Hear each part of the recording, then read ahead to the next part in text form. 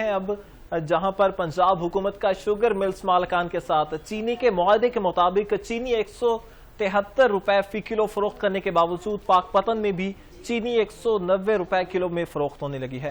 مزید تفصیلات جانتے ہیں نمائندے 7 نیوز یوسف رضا سے۔ جی یوسف، آگاہ کیجیے گا۔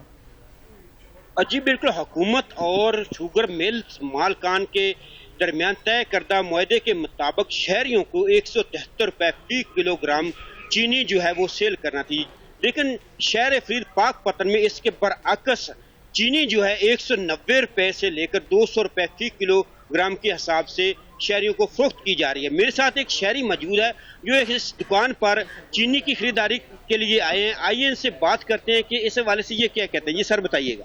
بالکل جی، 173 روپے چینی مل ہی نہیں رہی۔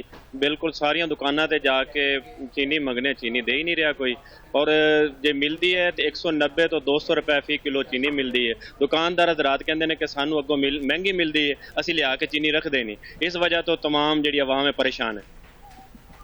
جی جیسا کہ آپ نے اس شہری کی بات سنی، ان کا کہنا ہے کہ حکومت کا جو معاہدہ تھا وہ 173 روپے فی کلو جو چینی تھی وہ شہریوں کو فراہم کرنی تھی، لیکن شہر فرید پاک پتن میں جو دکاندار ہیں انہوں نے اپنے من مانے ریٹ لگائے ہوئے ہیں۔ چینی جو ہے شہریوں کو 190 روپے سے لے کر 200 روپے فی کلو گرام سے جو ہے وہ فروخت کی جا رہی ہے۔